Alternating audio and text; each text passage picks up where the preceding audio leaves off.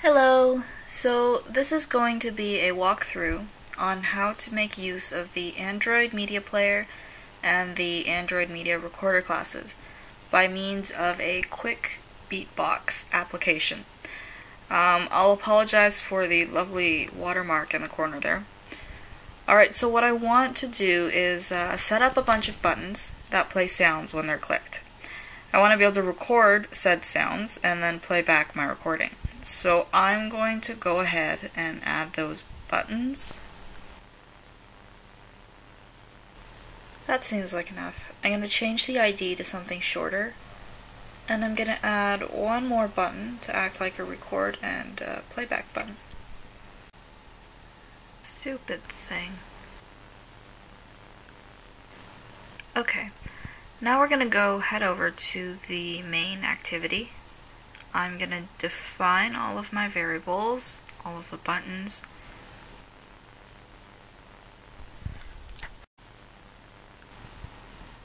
I'm going to import the button widget, and I'm also going to be creating an instance of the MediaPlayer object. I'm going to import that as well. Now, the MediaPlayer is well, it does what you'd expect it to do. It plays media. You can source the media from a file in the file system, like the device's internal/external storage. You can stream from a network connection, or you can play media files from the application's resources, which is what we will be doing in this case. The directory for the files will be under resources/raw, so I'm going to go ahead and create a new folder for my raw resources.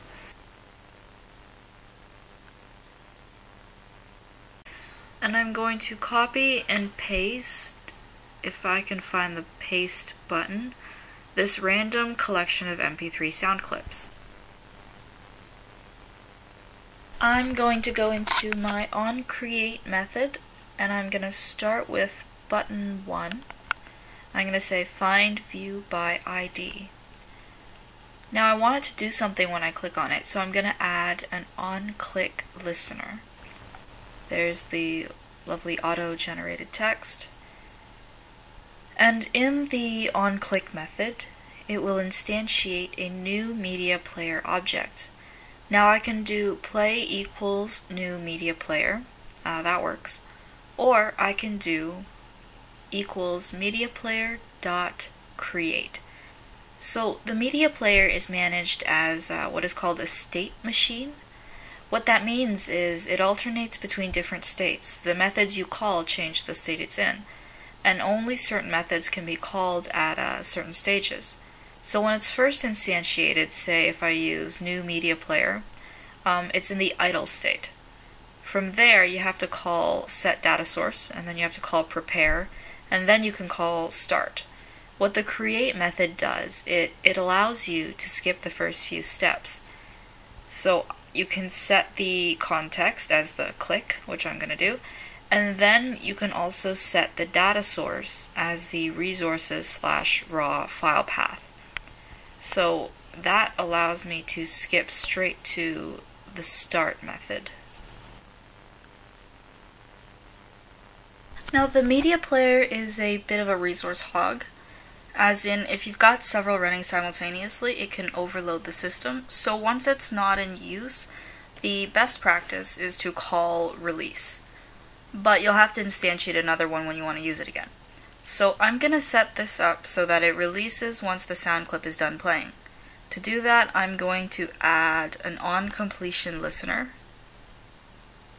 I'm going to import media.mediaplayer.onCompletionListener, and I'm going to set up the method.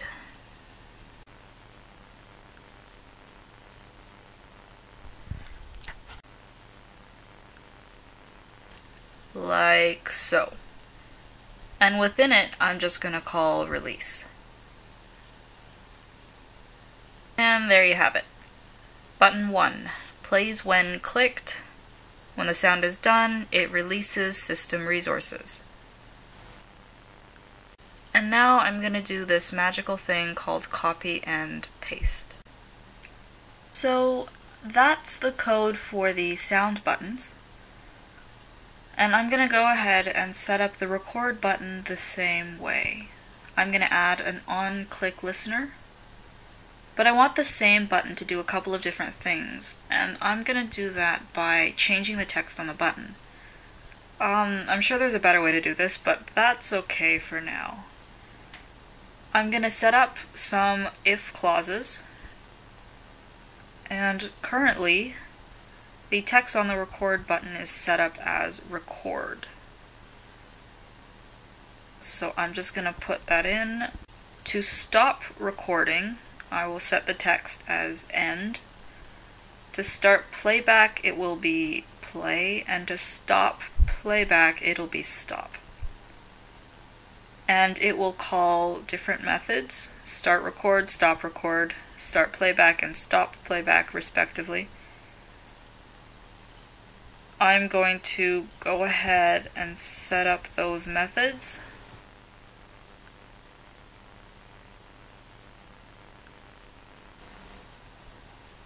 And I'm going to go ahead and fix my bracket.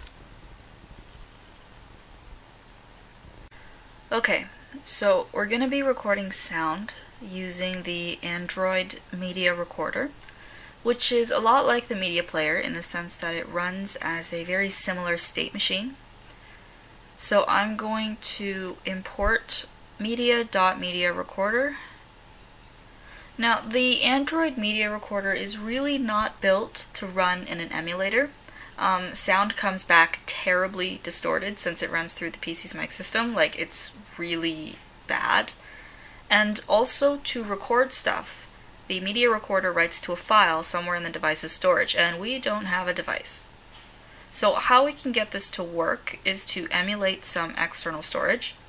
So I'm going to go up here, I'm going to open up my AVD Virtual Device Manager and make sure that in the SD card slot I've got some space allotted for a fake SD card.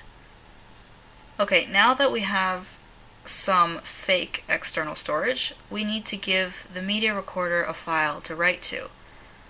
Here I've just instantiated a string that I called file, and that's going to represent my file path. And I'm also going to go ahead and define a MediaRecorder that I will very creatively name record.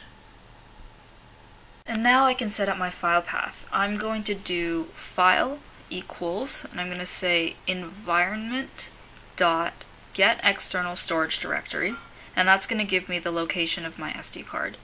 Then I'm going to add on /filename, which I'll call temp_record, with the file extension .3gpp. This stands for Third Generation Partnership Project. It's a very standard uncompressed multimedia format. Android can decode and play MP3, but it cannot encode and write MP3 for reasons I have not investigated. And so now we've got the file path. We can go down here and actually record some stuff. The first thing we want to do is check the state of the MediaRecorder. So if it is not null, then we want to call release. Just extra precautions, really. And now we'll create the file that the MediaRecorder will write to. I'm going to call it file out. I'll say new file and give it the file path we created 10 seconds ago. And now we need to check if this file already exists because we want to overwrite the file. So if it is not null, then fileout.delete. Okay, now I'm going to instantiate a new MediaRecorder and I'm going to set it up. So I'll call record.setAudioSource. I'll set it as the emulator mic. I will set output format as 3GPP, and I will set audio encoder as AMR-NB, which stands for Adaptive Multi-Rate Narrowband, and this is for any platform older than 2.3.3. I will set the output file as file, which is that file path, And now it is in the state where we can call record.prepare and record.start. And there are exceptions, so I can do try catch, or I could just go and throw exceptions. Now this stop record method is riveting. Basically, I'll call record.stop and then record.release. For the start playback method, I'm going to instantiate a MediaPlayer and give it that same file path. I will call prepare, and then I'll call start, and I will throw exceptions, if I can spell it right. And I'm also going to add that same onCompletion listener, so I'll scroll up, copy that, and then I will paste it into here. Lovely. And my stop playback method is just more of the same stuff. Up here in the method call, I'm going to surround it by try catch so stuff doesn't crash. And now I'm going to go and set up the text on the record button so it changes when it's clicked from record to end, and then to play, and then to stop, and then back to record. And what I didn't show you, I've gone and also added a label next to the record button, and it'll say recording when it's recording, and it'll say nothing when it's not. And more stylistic stuff, I'm going to go in and change the text on my other buttons so they say what sound they make. Like so. And I'm going to set the size so it doesn't wrap text. There we go. Isn't it pretty? Yeah, it's pretty. So there's one last thing that needs to be done when we're using the MediaRecorder, and it's giving permission. The Android MediaRecorder needs permission to record and also to output a file. And we can do that in the Android manifest.xml file, which is down here. I'll click on that, I'll go to permissions, and I will click add.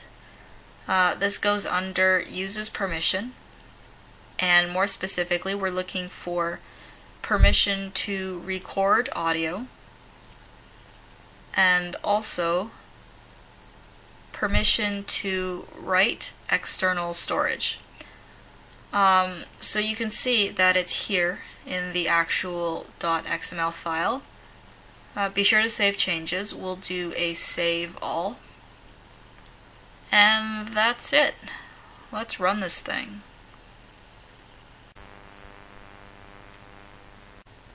Emulator. See, if it was only this quick in real life. I'm gonna click menu, click on the app. There it is.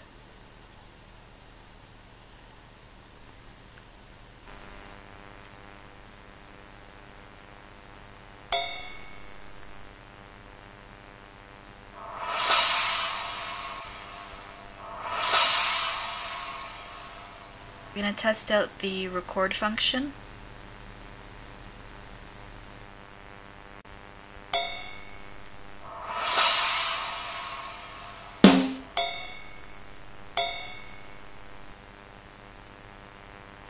And play it back.